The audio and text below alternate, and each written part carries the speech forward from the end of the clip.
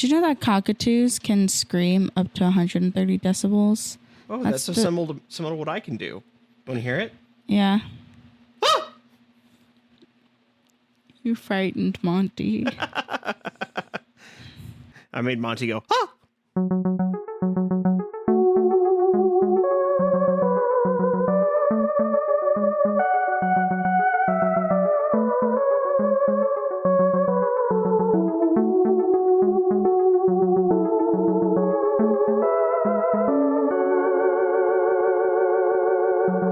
Prithee and well met to another session whereupon we can ask, who is my doctor?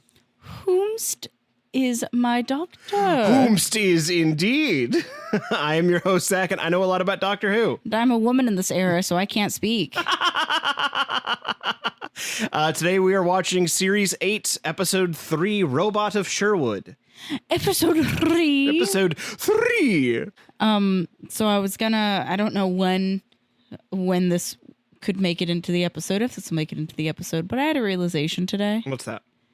So one of my coworkers is a big nerd. Okay. He's a composer, if that tells you anything. Mm-hmm. And we had been talking a little bit about Doctor Who, and he was talking about David Tennant. He was like, oh man, like, do you ever just think about how David Tennant has like the most beautiful Scottish brogue? But they made him not speak with his accent. And I went, yeah, you ever think about how Peter Capaldi is also Scotsman and they did let him speak in his accent? And he just kind of went, yeah. And I went, uh-oh, I know more about Doctor Who than the nerd. And so it begins. Oh, no. And so it continues to begin. It continues to begin. It's like, I can't talk to him about this stuff anymore. I know more than him. I've read ahead in his book.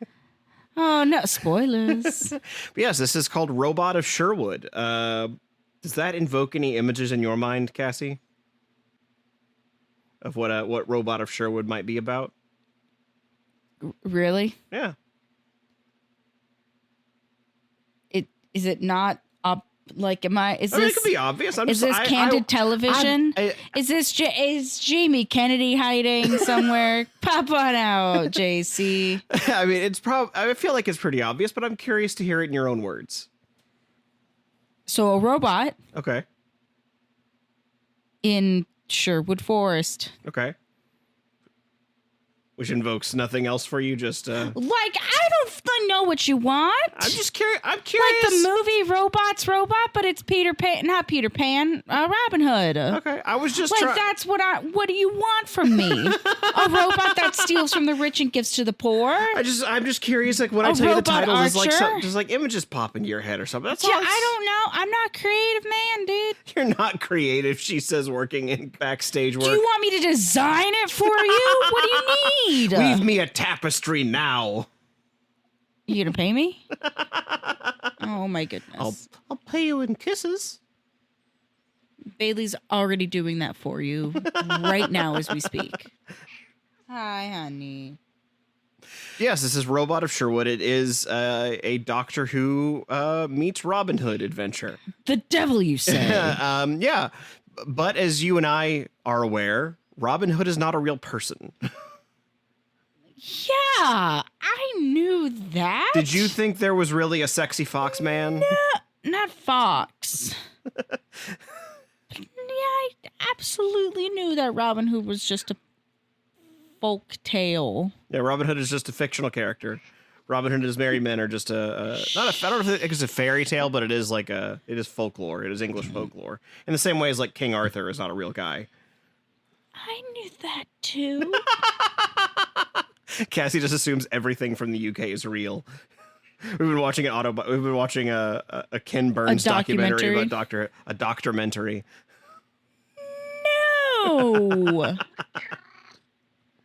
See, Bailey agrees. God, she is really like on you right now. I can't even. It's because I was getting really like spirited, and now she's doing her very best to Dr. Bean my way back to health. So for our podcast listeners, my kitty cat is Just could not be more on her. Yes. So if you hear her adding her own commentary, or you hear her sweet little purrs, or the microphone sound quality is shifting, no, it's because I'm fighting a 16-year-old kitty cat. And you can't take away what she wants at that age. It's cruel. No. It's elder abuse. That's absolutely just despicable behavior. If I kicked her off, I might as well be shipped off to prison. Yeah. The Hague will come for you. The United Nations will arrest you. Yeah. Before they can issue any warrants, we should get to the Cassie Profassi then. Since you didn't seem to be aware, or maybe you were perfectly aware, that Robin Hood is not a real person in the real world, was never a real person. The first part of the Profassi is, in the world of the show, do you think Robin Hood is a real person? In the world of the show? Yeah. Or is this some... I mean, Shakespeare was a real person in the show, and he's obviously fake. Shakespeare was a real guy, Cassie. No, he wasn't. It was a pen name. It was different authors, and that was a pen name. There was one Shakespeare, maybe, but there's no way he wrote that many plays by himself. By hand? No. Before we had keyboards, that would be too difficult. Without ChatGPT? No. There was one guy, but back then it stood for great poetry, thanks. Yeah. Gimme play today. Gimme play today is the perfect name for Shakespearean ChatGPT. In the context of the show, it is a plot point whether or not Robin Hood's a real person. So I'm curious to hear what you think the show decides to land on. You were being fully attacked right now. I was yawning and she tried to put her paw in my mouth. Is Robin Hood real? That is the question. Yes. To real or not to real, that is the question. Yes. You think he is a real person? I think so. All right. I'll keep it uncomplicated because there is a much more elaborate yes that I could give. But when I get elaborate is when I get wrong. Yeah, I mean, I'll just accept the blanket answer. If you want to give me some more points, I'll just take the blanket yes. No. Okay. All right. Yes. So, yeah, I mean, this show definitely has plenty of wibbly-wobbly, timey-wimey bullshit. So it definitely could just say, yeah, he's real. Just deal with it. Yep. Accept it. This second Profassi, I will admit, is a little open-ended, but I'm curious just what your creative muscles will pull out for you. What image it conjures to your mind when I tell you that in this episode, the Doctor gets in a sword fight, but he doesn't bring a sword. I will also, just to inform you further, he also doesn't use the sonic screwdriver. Okay. What weapon does the Doctor bring to a sword fight? Is it something he's got in his pockets? Yes. It is something from his pocket. He pulls it out of his pocket. Okay. So what does the Doctor pull out of his pocket to use in a sword fight? Because my first and only thought thus far is a pen. Mm-hmm. Because you think the pen is mightier than the sword? Yes. I like that. That's pretty good. I think I can't think of a better answer because this show is stupid. All right. So you think in this, we will find out that Robin Hood is a real boy. Robin Hood got his wish to be a real boy. Yeah. And that the Doctor gets in a sword fight with a pen. Yeah. All right. Well, we will find out together if those things are true as we watch Robot of Sherwood. While we partially watch Robot in Sherwood, I watch both that and a little kitty cat. I don't think you could watch anything else. She's putting herself directly in your face. Yep. Sometimes literally. She's trying to put her paw in your mouth. Yep.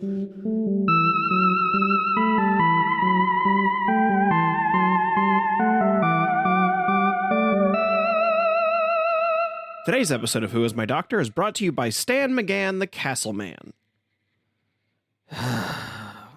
Well, hey there, peasants. Are you tired of hosting your kid's birthday where there's Wi-Fi and air conditioning? Then have I got a fortress for you.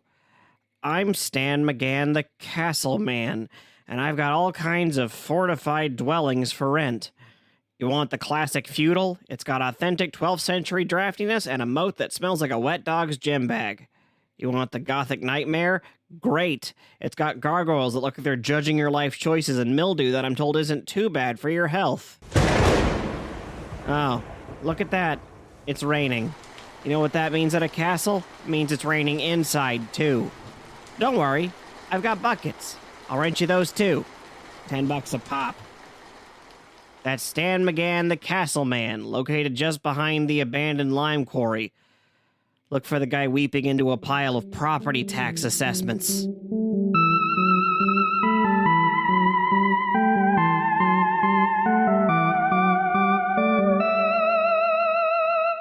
And we are back from Robot of Sherwood. The sheriff, the Fogel King of England. And down with that scurvy Prince John. Yeah. That's what the doctor would sound like as a chicken. So what'd you think, Cassie? Did you have a... That was a silly time. It was a silly time. Yeah, this was almost like a popcorn episode of Doctor Who. Like, Yeah. This is just meant to be like, you know what? I don't want to think too hard. I just want to like watch something doofy, watch a Scotsman fight with a spoon, and call it a day. I want to see two reluctant heroes being forced together in a not a buddy. They're not buddy cops, but they're like Buddy robbers. I suppose. I want to watch two sassy boys play dress up together. That's kind of what this was. Yeah, a little bit. It's a little. Mark Gatiss has a habit of writing the doctor and everyone else around him as just a little bit extra annoyed. Yeah, everyone is just a little bit bothered all the time. Like everyone, and it's the other person's fault that they are bothered. Yeah, so everyone who walks into a room goes, ugh. Yeah. Everybody is a teenage girl. I don't really have any complaints. It's not going to be anybody's favorite episode, but it's certainly it's certainly just a good little time. Like it, even if it is something of like a filler, they did still bring up some of the overarching themes. Mm-hmm. At the very least, you and I are very much in the world of like, because, hey, Pod, Zach and I also play a lot of D&D. We do. So we are, as the kids would say, big fucking nerds.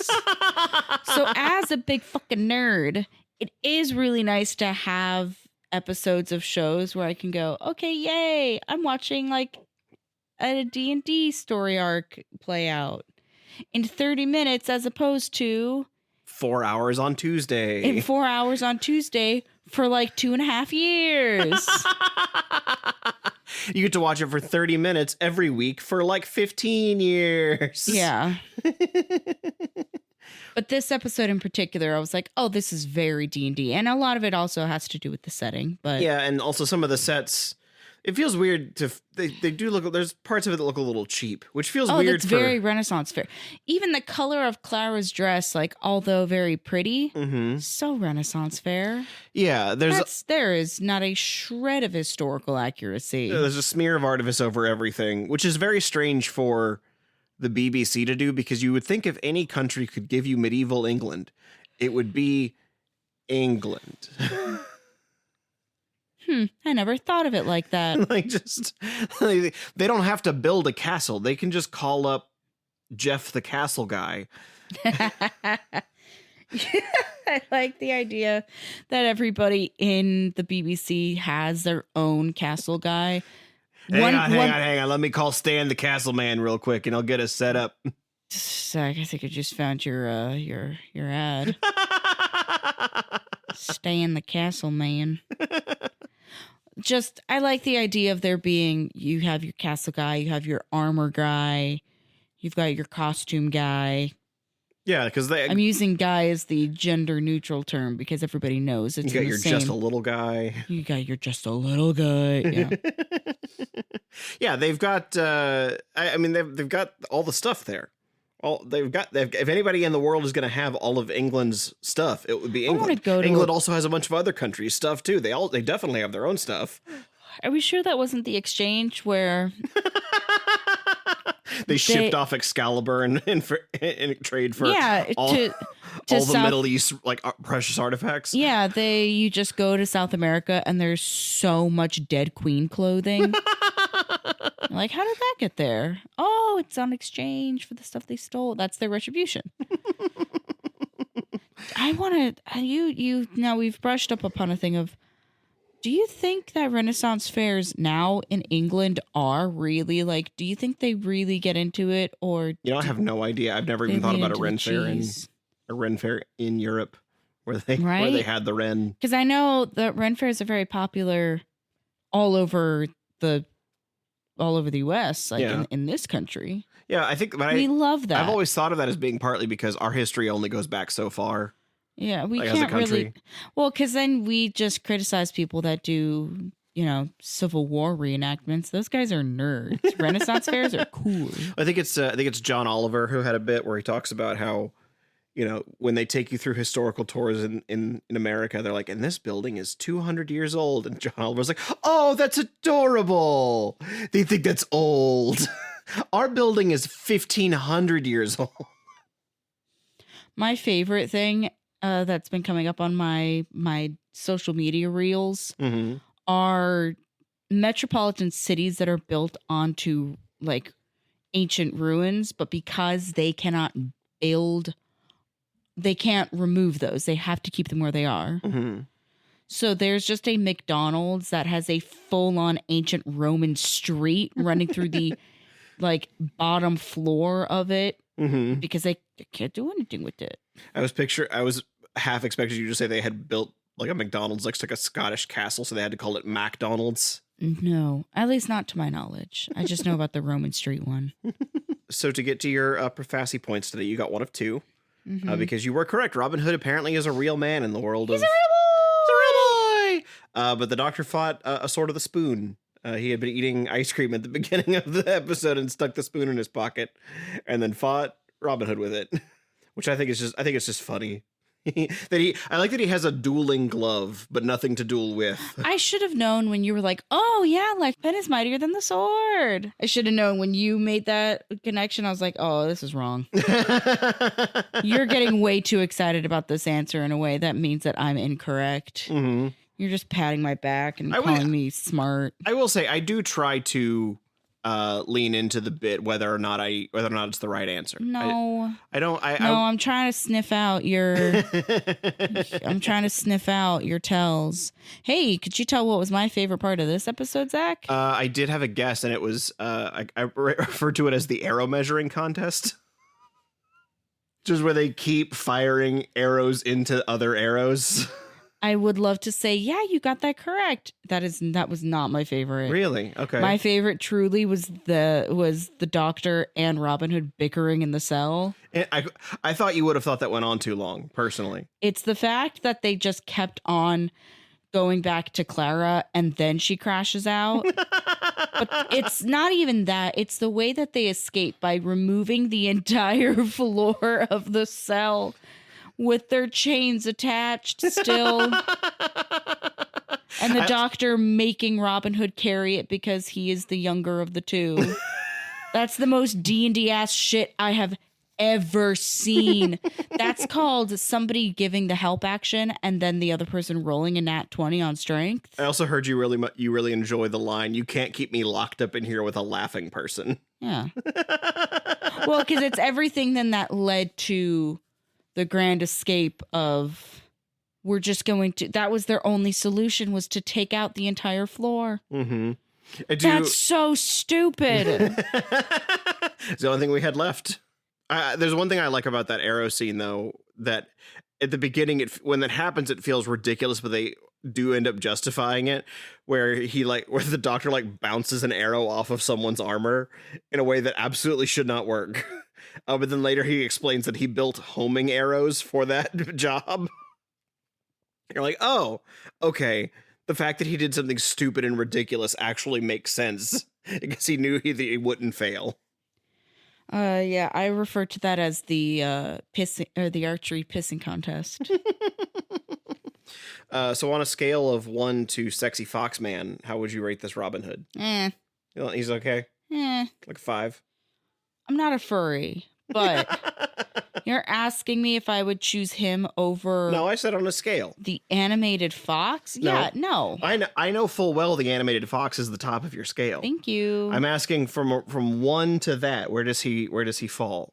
I don't know, like maybe like like he still gets a passing grade. Mm-hmm. It's like a 65. Yeah, there's definitely some charm to him. I think one of my favorite moments is when the Doctor finally learns that Robin Hood is real. And he goes, but he can't be. He's a legend. And he's like, you're too kind. Yeah, it's because they're This extra sassy teenage girls. Why are you so obsessed with me? You bony rascal. You really liked You Bony Rascal. That was also a pretty good...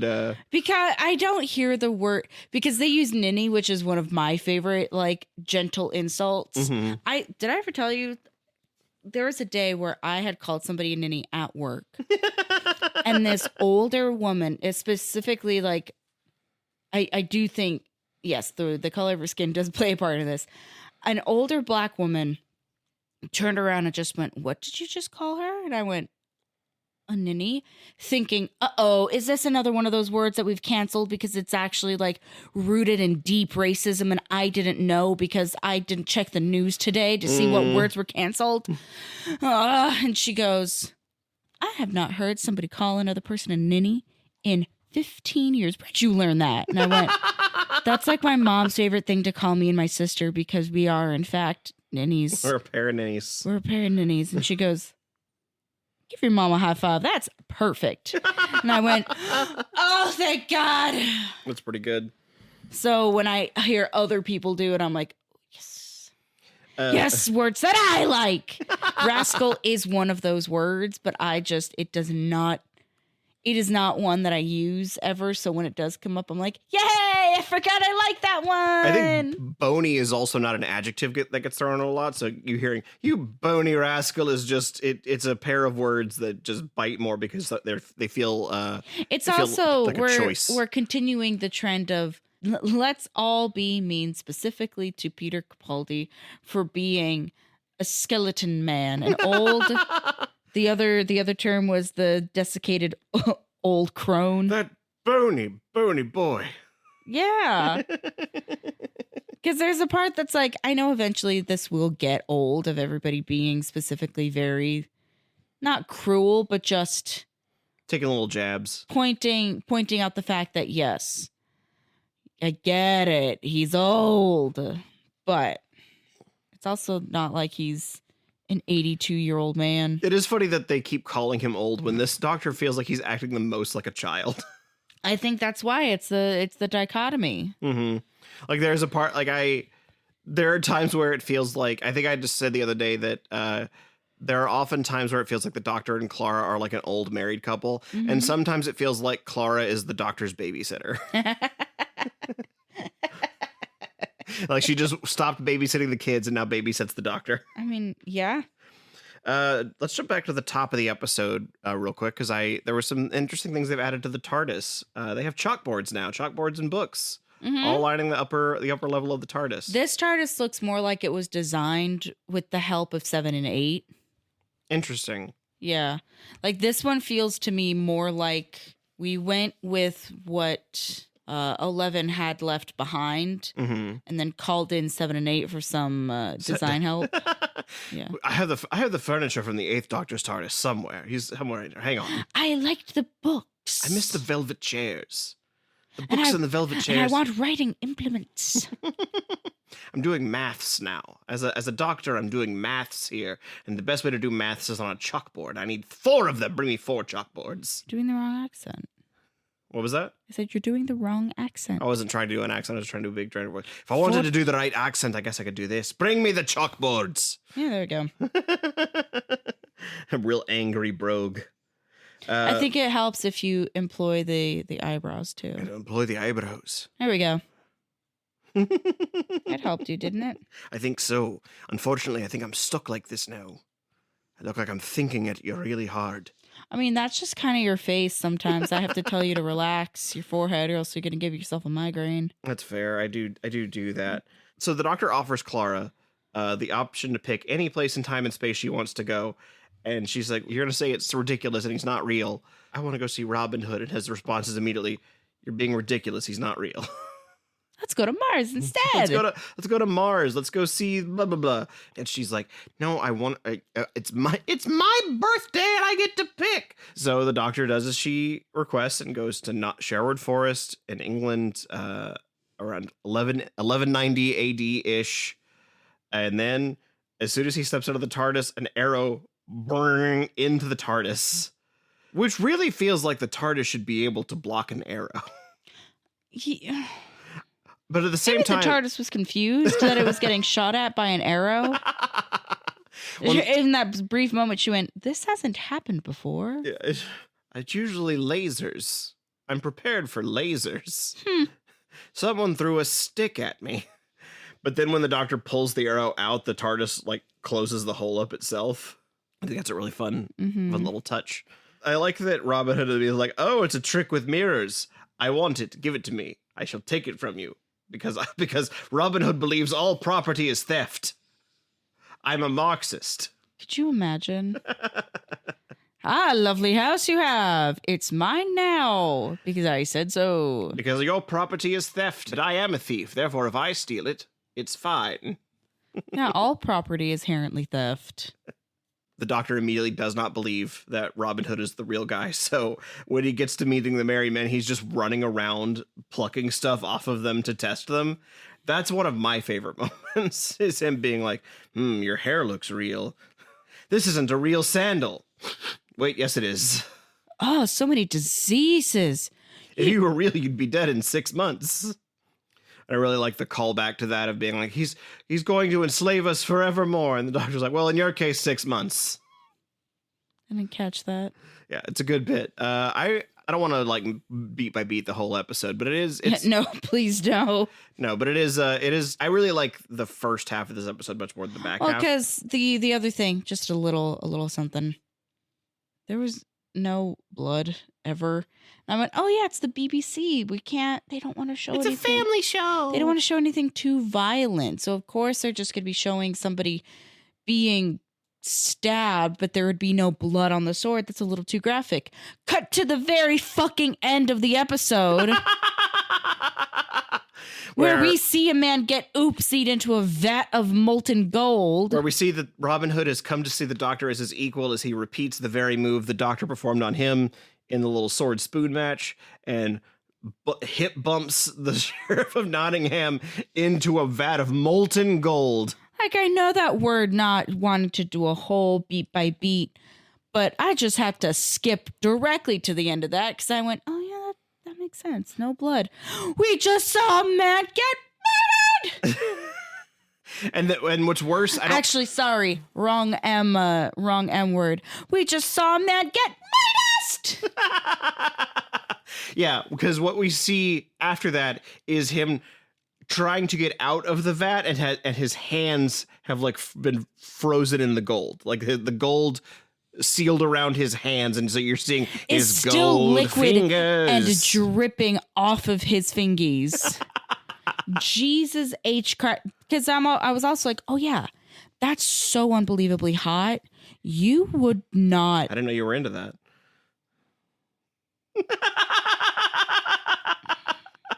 The silence on that track is going to be so deafening. It's also particularly kind of gruesome after just like the silly shenanigans of the episode itself, because the villains of it are big metal men with giant heads that shoot purple cross lasers out of their face. Can I tell you something? What's that? I loved them.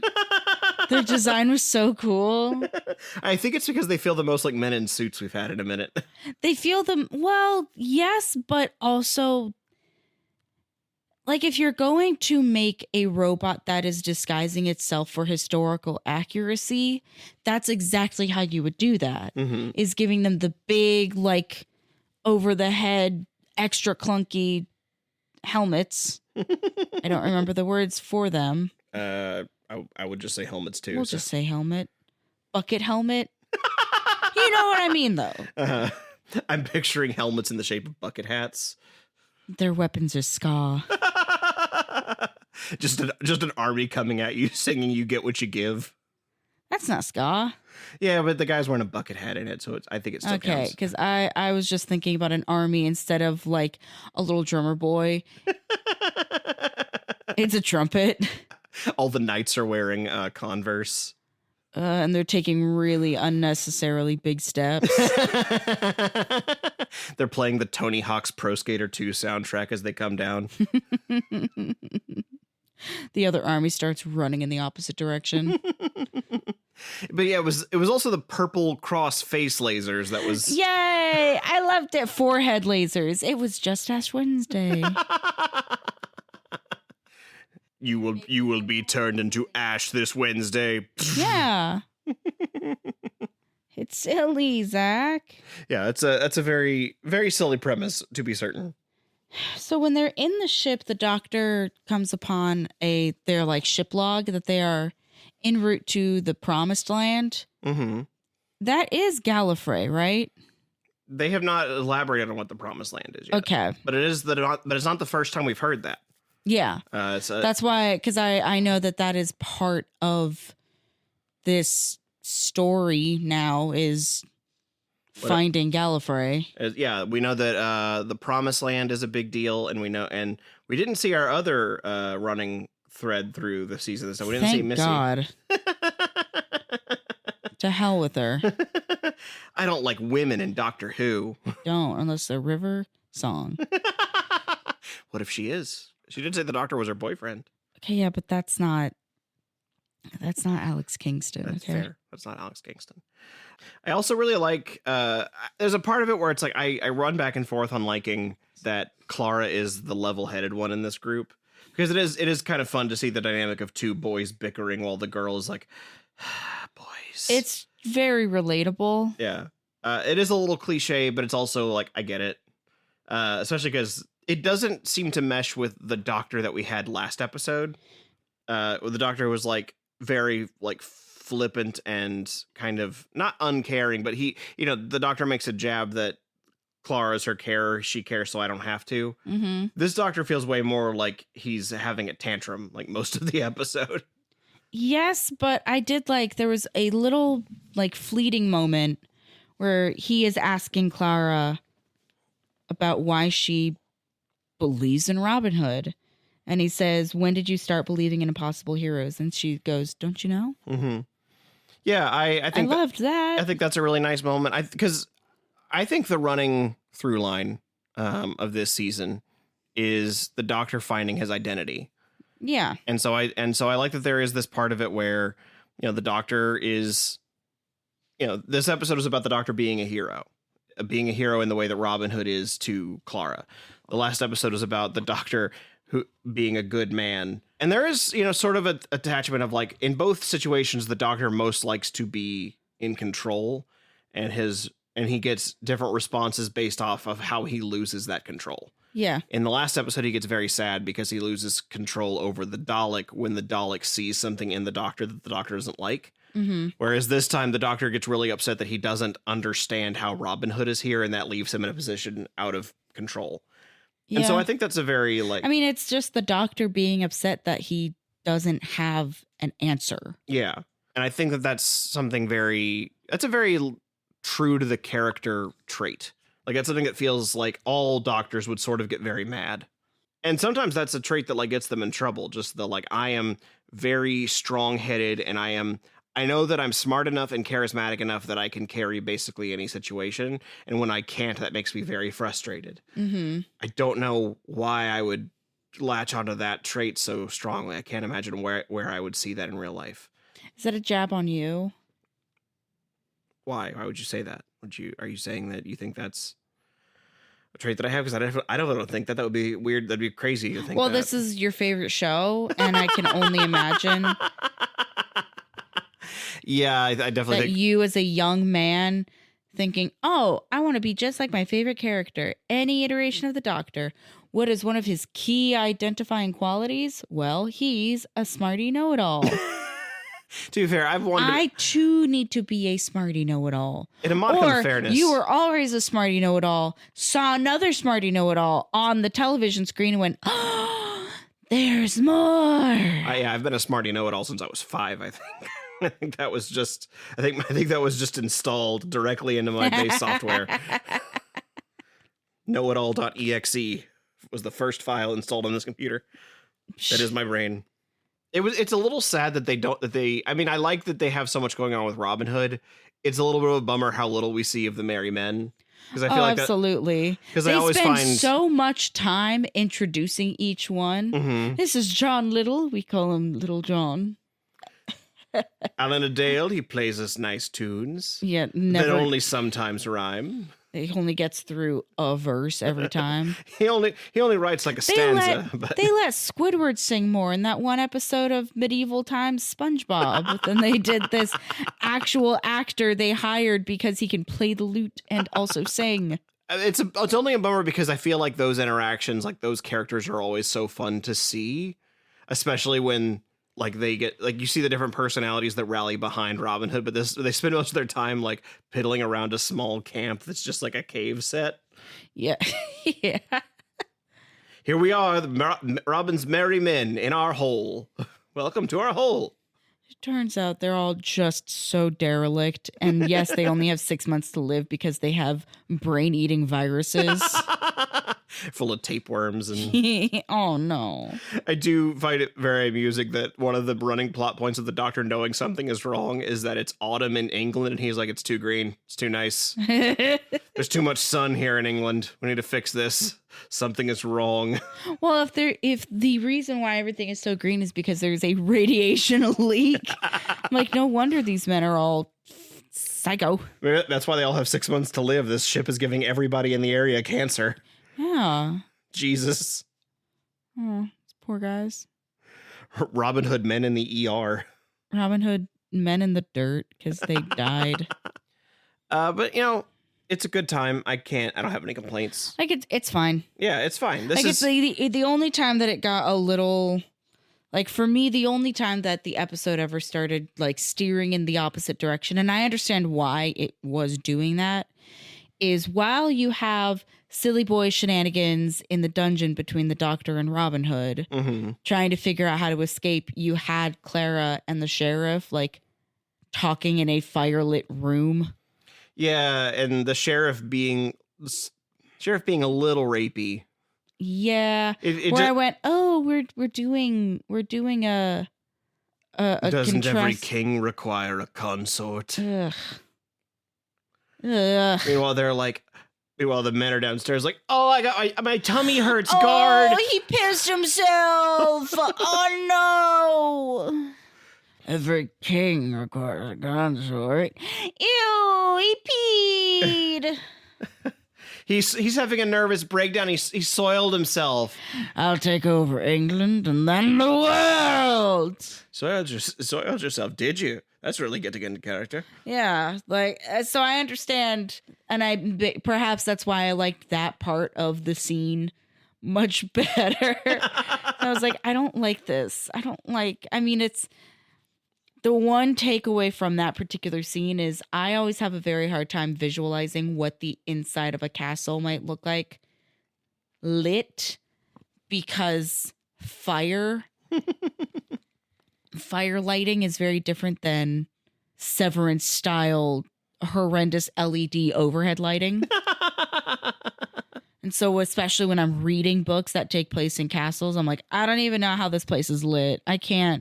Brain can't set the scene. Do you do that when you're reading? When I'm coming up with stories in my head, which is what I often do for D&D, I will usually picture like where lighting is coming from in scenes. Partly because when I'm doing D&D, like where things are, like how much light is in a room is also a mechanic. Well, yeah, but like specifically when you are either remembering something, either a thing that you read or like a story you heard, something that doesn't have a physical means attached to it, do you inherently go through and like set the scene as if it's a movie or a stage play, or is that just me? I said it as if it's a movie for sure. Like I have a very cinematic inner mental image. I don't know what the term for that is. I don't know. I have a very cinematic mind's eye. There we go. And this is just a last little thing that I wanted to talk about. I like that the they fished everything out of the doctor's pockets, and he had his spoon, a sonic screwdriver, and a plastic wrap sandwich. And a book. I think just because the cover of the book looks a little bit like one that I have, I believe the book is Fahrenheit 451, but I Could be that is, yeah, those are all. I just loved the little plastic wrap sandwich. That's so silly to me.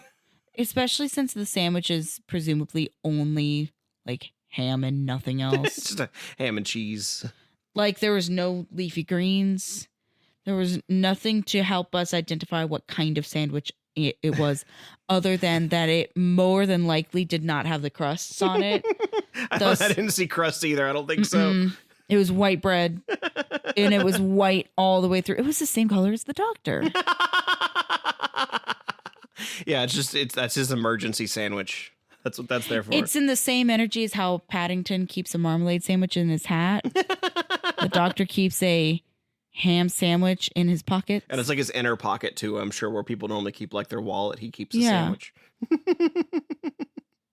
I think this episode's a solid like B episode. Like, yeah, like it's not changing any hearts or minds or really giving you much to like. It's not you're not going home with any thoughts. But it's a good time. It's just a good way to like spend an hour with a little smile on your face. Like if I was getting ready for a convention, Mm-hmm. a Ren fair, something like that, where I too would be dressing up, this feels like an episode that I would want to put on in a playlist of other episodes. Yeah, and I will also I want to commend. I don't know what the order of the filming was for these episodes, like I do for Matt Smith's era, but it really feels like Capaldi took the role really fast. Oh yeah. Like it felt like there's been like no like ramp on time for him. Like there's definitely episodes where I can say like, oh, this was early in Matt Smith's run. He's still a little stiff in the character. Capaldi just like hits the ground running. Do you think that comes with him being a more mature actor? It very well could be. He just knows how to do that much Yeah. quicker. It very well could be. It could also just be that because he can't like he's been a fan of the show his whole life. So there's a non-zero chance that he has played the game in his head of what would I do if I were the doctor? Yeah. So it could. What would I would have done? Yeah, there definitely could have been like I've been an actor a longer time than Matt Smith was, who was in his 20s. Capaldi has been like I've been doing this. I've been in the game for 50 years. Well, not 50 years, but he's been in the game for 40 years. He's an experienced thespian. And it's also a character that he's thought about since he was a teenager, if not younger. So I'm sure there's a part of him that's just like, hey, I know exactly what I want to do, and I can turn this on immediately. Yeah, I've been doing this in my head for years. Yeah, and it's a good time. I think Capaldi is really came into this really quickly, and we will see him again next week. And what's the name of next week's episode? Well, the next week's episode is very important for people who subscribe to our podcast, because the next episode is called Listen. Okay, what's the name of the podcast? Listen. All right, you have my attention. What's the name of the episode? Listen. I'm listening right now. What's the name of the episode? Listen. Okay. What is it, douchebag? Well, I guess you'll just find out next time on the next episode of Who Is My Doctor? Whomst is mine doctor? Whomst could be mine doctor indeed. Exit stage right, pursued by a doctor. Lights dim on me and the curtains close. Wait. If we shadows have offended, think with this and all is mended, that you have but slumbered here whilst these visions did appear. What? Was that from the words of a kind of a sort of a hat wearing cat? I hate the musical so goddamn much. Wait, no, what was that from though? A Midsummer Night's Dream. It's Robin's monologue at the end of the play. It's basically just saying, hey, if you didn't like the play, we made it up. You just had a dream. Go home. Don't be a bitch about it. Wait, okay. Can you just do me a favor really quick? Mm-hmm. Again, but as Jonathan Frakes, we made it up.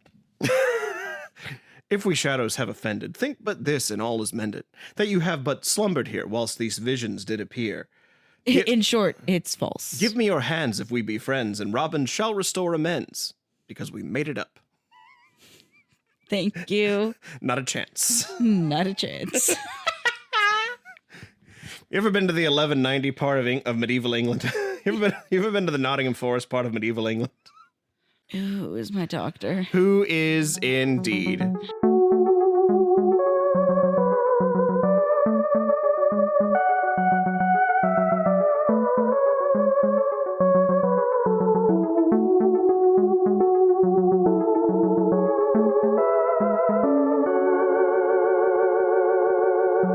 You know, I realized we were doing a lot of Shakespeare references for a story that takes place roughly 400 years before he was born. So I really hope none of you are listening because you think we respect historical accuracy. Either way, you know, I got to reveal one of the few monologues I have permanently filed away in my mind's filing cabinet, so I consider that a win.